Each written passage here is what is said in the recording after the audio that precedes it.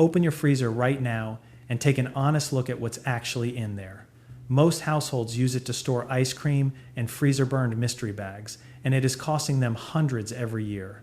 Meanwhile, the freezer in a Japanese home is packed, organized, and actively working to stretch every dollar and cut kitchen waste down to almost nothing. Japanese families waste a small fraction of what American families waste each year, and it has nothing to do with eating differently or shopping at some special store. It is because they know exactly which foods belong in a working freezer and exactly how to store each one so it lasts for months instead of days. Music.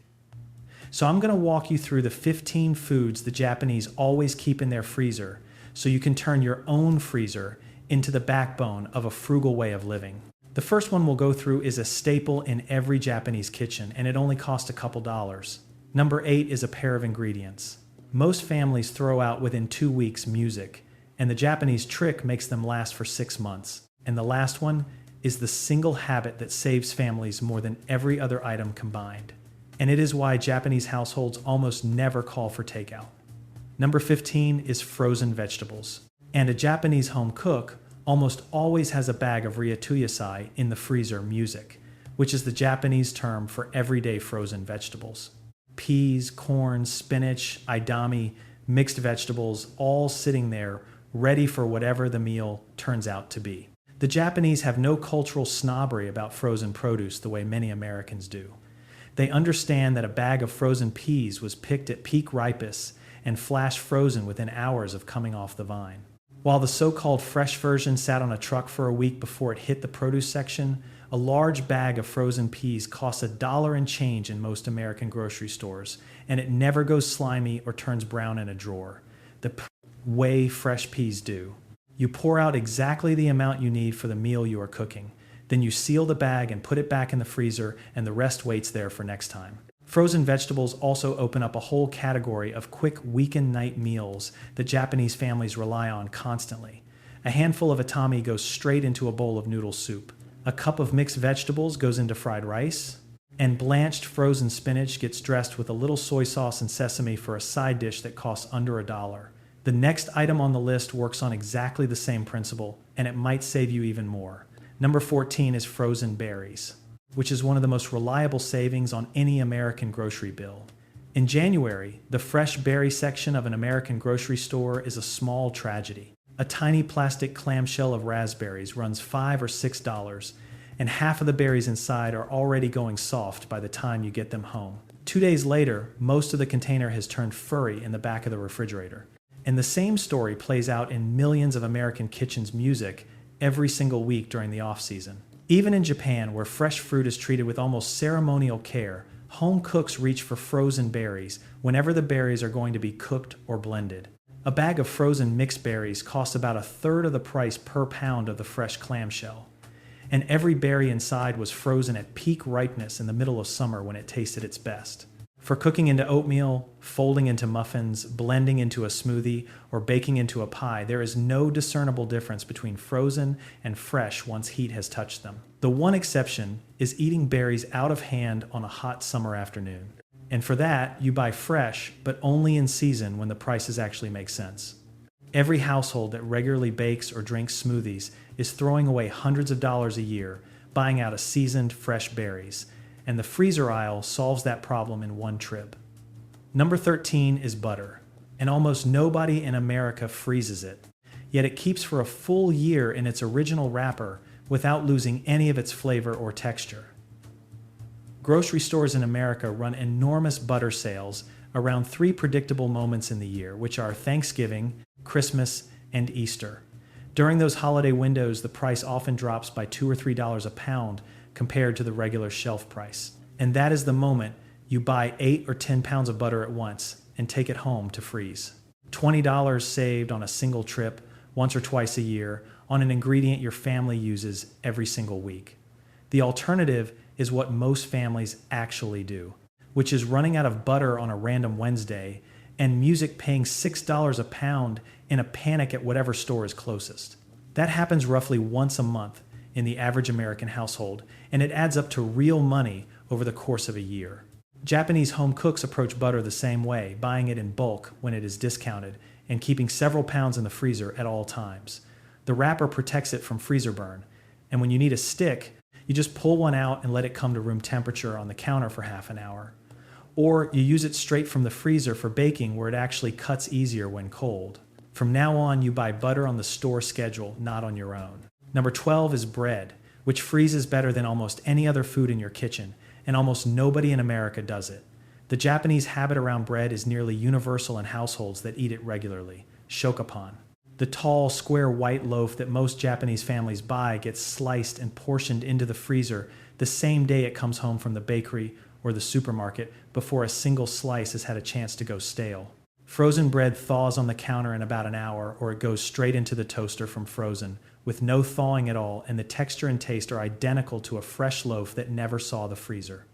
Meanwhile, the half of the loaf you kept out at room temperature gets eaten over the next 3 or 4 days, which is exactly the amount of time bread stays properly fresh anyway. No stale heels, no moldy last slices, no throwing away the end of the loaf every single time. The other trick worth learning is the day-old bakery rack at your grocery store or local bakery. The loaves on it are marked down by 50% or more because they were baked the previous morning. And if you take that loaf home and freeze it the moment you walk in the door, you get exactly the same bread at exactly half the price.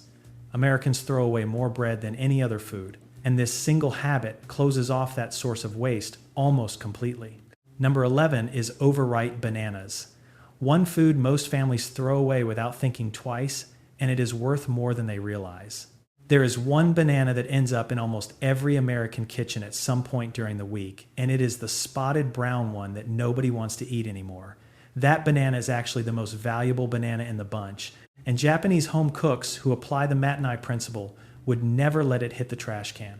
You peel it, drop it in a freezer bag, and put it straight into the freezer where it will keep for months. A brown banana is significantly sweeter than a yellow one because the starches have converted into sugars during the ripening process, which is exactly why every banana bread recipe in the world tells you to use overripe bananas. You save them up in the freezer, and when you have 5 or 6 of them accumulated, you thaw them and bake a loaf using bananas that would have gone in the trash otherwise. Frozen bananas also make instant desserts. You drop one straight from the freezer into a blender with a splash of milk and blend it for about a minute. And what comes out is a soft, creamy dessert that tastes like banana ice cream for nothing at all. Add a spoonful of peanut butter or a handful of the frozen berries you now have in your freezer, and you have a genuine family dessert for essentially free.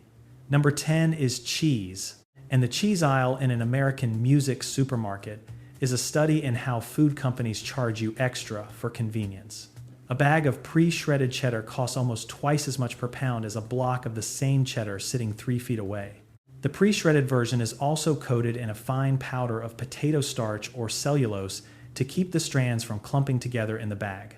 And that coating is exactly why pre-shredded cheese never melts as smoothly as freshly grated cheese. You are paying double for a worse product. Japanese home cooks apply the same buying logic they use for every other ingredient, which is to buy whole and portion it yourself. You wait for cheese blocks to go on sale, buy several at once, take them home and shred them yourself in a food processor or on a box grater. Portion the shredded cheese into freezer bags in the amount you actually use. Whether that is 1 cup for a batch of eggs or 4 cups for a family-sized casserole, squeeze the air out, label it, and freeze it.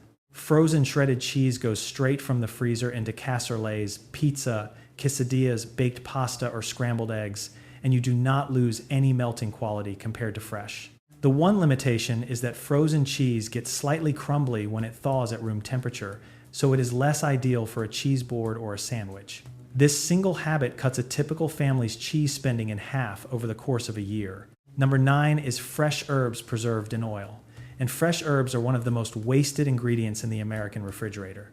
You buy a bunch of parsley for a recipe that calls for 2 tablespoons of it. You use those 2 tablespoons, and the remaining 90% of the bunch slowly turns to black soup in the vegetable drawer over the following 10 days. That is $2 gone. And the same thing happens with cilantro, basil, dill, and mint every time you buy them. Japanese home cooks do exactly the same thing with their own herbs using shiso, mitsuba, and thin sliced green onions, and the technique works identically with any Western herb you buy. On the day you bring the herb bunch home, you wash it, dry it completely, and chop the entire bunch on a cutting board. Then you pack the chopped herbs into an ice cube tray, filling each well about 2/3 of the way to the top, and cover them with a spoonful of olive oil poured over the top. Freeze the tray until the cubes are solid. Then pop them out and transfer them to a labeled freezer bag.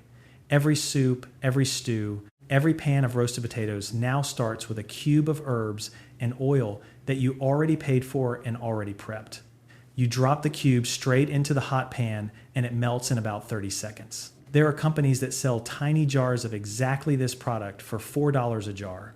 The plate is free, the ice cube tray costs $1, and the herbs are already in your kitchen. Number 8 covers ginger and garlic, which are two of the most essential aromatics in Japanese cooking, and also two of the most wasted ingredients in the average American kitchen. A knob of ginger sits in the produce drawer for 2 weeks, gets used for a single teaspoon in one recipe, and then shrivels into a hard, dry lump before you use it again.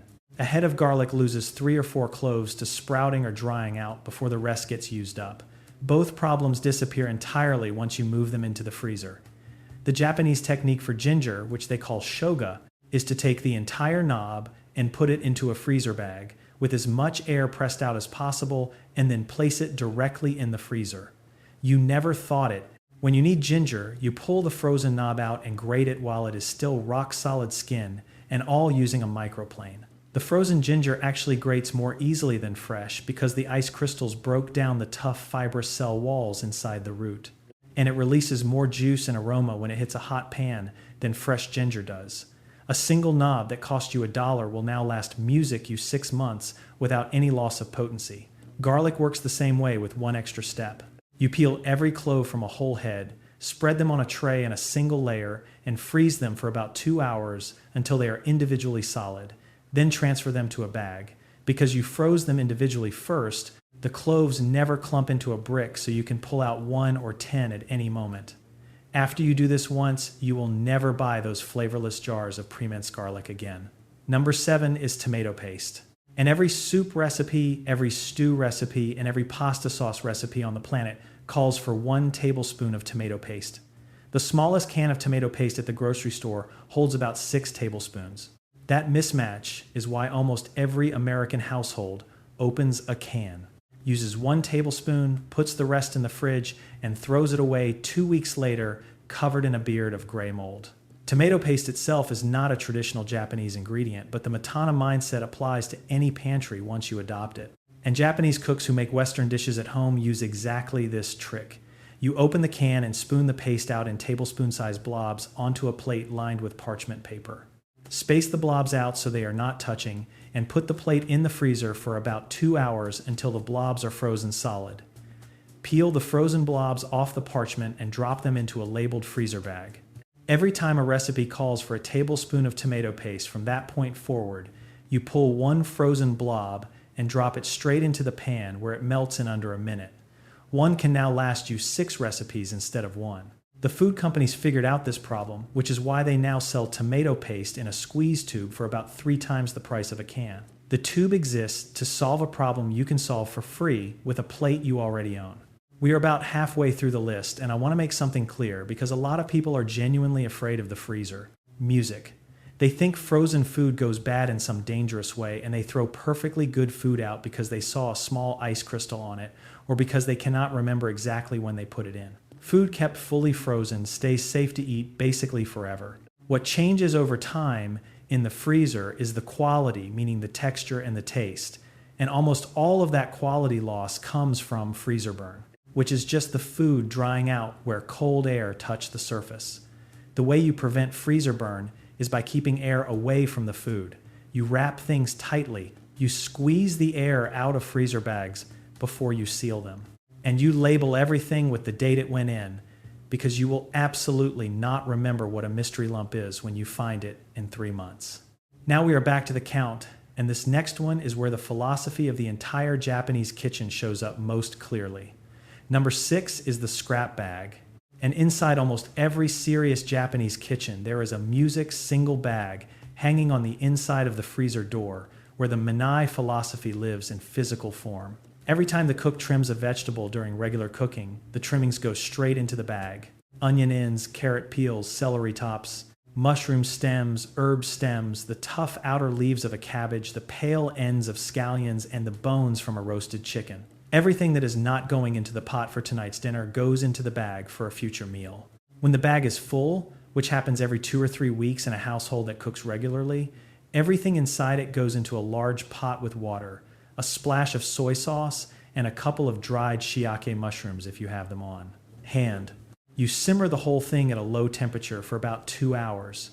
Then you strain the solids out and discard them. What you have left is a rich, savory broth that Japanese cooks call yasai dashi, which literally means vegetable stock. And it is one of the foundations of Shojan Ryo-rai, the traditional Buddhist temple cuisine of Japan. It cost you absolutely nothing to make because every ingredient was going to be thrown away otherwise. Store-bought box broth costs somewhere between $3 and $4 a container in most American grocery stores. Music. And the ingredient list is mostly water, with a small amount of flavoring and salt. A single scrap bag broth session produces roughly the same amount of broth for $0, and the flavor is dramatically better because it came from real vegetables and real bones. I have not bought a box of chicken broth or vegetable broth in years. Music. And neither has any Japanese home cook I know who takes mice seriously. Garbage goes in, groceries come out. This one habit alone is worth about $100 a year to a household that cooks regularly. And it takes about 10 minutes of active work spread across several weeks. Number 5 is cooked rice, frozen in single portions. Music and freezing rice is one of the most universal habits in Japanese home cooking. The specific technique matters enormously here because almost every American who tries to freeze rice does it wrong and ends up with dry, crumbly grains that never taste right when they are reheated. The Japanese method is different, and once you learn it, your rice comes out of the freezer tasting exactly like it did the moment it finished cooking. You cook a large pot of rice, and while the rice is still steaming hot, you scoop out a single serving portion, which is usually about a cup, onto a small sheet of plastic wrap. You form the rice into a flat rectangle roughly half an inch thick, and you wrap the plastic wrap tightly around it while the rice is still hot enough that steam is visibly rising off of it. That trap steam is the entire secret. It stays sealed inside the wrap during the freezing process and acts as the preservative that keeps the rice moist for weeks. Once the packets have cooled to room temperature, you stack them flat inside a labeled freezer bag and put the whole bag in the freezer. When you want a serving of rice for dinner, you take one flat packet out, unwrap it, place it in a microwave-safe bowl, and microwave it for about 2 minutes. What comes out is rice that tastes music and feels essentially identical to a bowl of rice that was just cooked 5 minutes ago. You cook rice once for a week or 2 of dinners, and you never think about rice again for the rest of that stretch. The same portion and freeze approach works for dried beans, which are one of the great forgotten bargains in the American grocery store. A pound of dried black beans costs about $1.50. The same weight of canned beans costs closer to $5 and comes with a can added salt and less flavor. Almost nobody buys dried beans though, because nobody wants to soak and simmer beans on a random Tuesday night after work. The Japanese solution to the same problem is to cook a full pound of beans on a Sunday afternoon, let them cool and freeze them flat in bags in can-sized portions. Music. Now you have your own canned beans at dried bean prices ready to thaw and use as quickly as any store-bought can. Number 4 is frozen fish, which is one of the most expensive things in the average American grocery cart. And there is a small secret about the seafood counter that almost nobody outside the industry knows. Most of the fresh fish laid out on ice at the seafood counter of an American supermarket was actually frozen on the fishing boat when it was caught, then thawed at the store and placed on the ice for display. You are paying a fresh, premium price for fish that was frozen music and then thawed, which means you are paying more for a lower quality product than the same fish would be if you bought it still frozen. Music. Japan has one of the largest fish-eating cultures in the world, and Japanese cooks understand this reality better than anyone. Most of the fish that ends up as sushi-grade product in Japan was flash frozen at extremely low temperatures on the boat before it ever reached shore. And that flash freezing is what gives it the texture and safety that raw preparations require. Frozen fish is considered the standard for high quality in Japan. For your American grocery store trip, this means that you should walk right past the fresh-looking fillets on ice and go directly to the freezer case where the same fish is sitting in vacuum-sealed bags for several dollars less per pound. You take the frozen bag home, and the night before you want to cook the fish. You move the bag from the freezer to the refrigerator to thaw slowly overnight. If you forgot to plan ahead, you can place the sealed bag in a bowl of cold water for about 45 minutes, and it will be thawed in time for dinner. The fish comes out with the same texture and flavor it would have had at the seafood counter, and often better because it was not sitting thawed on ice for 2 days waiting for a customer. There is also a specific Japanese technique that extends the shelf life of frozen fish even further if you buy a large amount on sale. You place the fresh fillets in a reelable freezer bag, then fill the bag with cold water until the fillets are completely submerged. And then you freeze the whole thing. The water freezes into a solid block of ice around the fish, creating a physical barrier that keeps every molecule of air away from the surface of the fillet, which is what causes freezer burn in the first place. Fish preserved this way stays tender and fresh tasting for up to 3 months, dramatically longer than fish frozen the standard way. Number 3 is eggs, which are one of the most price volatile ingredients in the American grocery store. The price can swing wildly from month to month depending on supply issues, and most families just pay whatever the register says on the day they happen to run out. The Japanese approach is different because eggs are used constantly in Japanese cooking. From tamayaki rolled omelets at breakfast to chuan mushi savory custards at dinner to baked goods and desserts of every kind. When eggs go on sale in a Japanese supermarket, an experienced home cook does not just fill the basket for music the week they fill the freezer for the next several months. Most Americans have no idea that you can freeze eggs at all. And the reason they think you cannot is that you actually cannot freeze them in the shell. The shell cracks as the liquid inside expands, and the result is a mess. The Japanese method solves that problem in about 2 minutes. You crack the eggs into a bowl one at a time. Music. Whisk them lightly with a fork, just enough to break the yolks, and mix them with the whites, and then pour the mixture into an ice cube tray. 2 cubes equal approximately 1 whole egg, which is a useful ratio when a recipe calls for a specific number of eggs. Once the cubes are frozen solid, pop them out of the tray and store them in a labeled freezer bag, and they will keep for several months. Frozen eggs work perfectly for scrambling, baking, and anything else where the eggs are going to be mixed thoroughly into other ingredients. I will be honest with you and say that a frozen egg does not fry into a beautiful sunny side up preparation because the texture is not quite right for that. And if you want a fried egg, you should use a fresh one. For everything else though, frozen eggs are essentially indistinguishable from fresh ones. The next time egg prices spike at your grocery store, and they will spike again eventually, you will be sitting on a freezer stocked with eggs that you bought at the sale price 6 weeks ago. Number 2 is markdown meat. And this one habit is worth several $100s a year all by itself. Every grocery store in America marks down meat that is a day or 2 away from its printed sale by date. And almost nobody, except serious frugal shoppers, pays attention to it. Music. The markdown stickers are usually yellow or orange. They get slapped onto the packages early in the morning before the store gets busy. And the discounts range from 30% off to as much as 50% off. Most shoppers walk right past the sticker because they assume markdown meat is somehow lower quality or unsafe, and that assumption is wrong. The sell-by date on a package of meat is really just a store handling date. It tells the store when to remove the package from the shelf, and it has almost nothing to do with when the meat becomes unsafe to eat. Once you take that meat home and put it in your freezer, the sell-by date becomes completely meaningless because freezing stops the clock entirely. Meat frozen a day before its sell-by date is exactly the same quality as meat frozen the day it was cut, and music will keep for months in the freezer at proper temperature. Japan has an entire culture built around this exact behavior in the supermarket. The Japanese term for half-prick markdowns is hengaku, and Japanese shoppers plan their supermarket trips around the evening markdown hour, which usually falls around 6:00 or 7 in the evening. There is no cultural embarrassment about buying the yellow sticker meat. It is considered a smart shopper's move, and store employees actively call out the newly marked items over the loudspeaker. Bringing that same mindset to your American grocery store changes your entire meat budget. The habit to build is finding out from the meat department when your specific store does its markdowns. Most stores mark down early in the morning, and the meat manager will tell you the exact time if you ask them directly. Once you know the schedule, you shape your grocery trips around it. When you see good cuts of meat marked down by 40 or 50%, you buy every package that fits your family's needs for the next month, and music, you freeze all of it that same day. From that point forward, you shop the sticker, not the recipe. You plan meals around what was cheap this week, not what music a recipe says you should buy.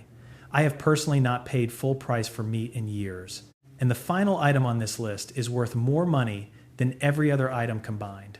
Number 1 is your own leftovers frozen as single-serving ready meals. And the Japanese have a specific name for this practice called sakuroke, which translates roughly as make-ahead cooking. It is the reason Japanese families spend a fraction of what American families spend on takeout delivery and frozen dinner boxes.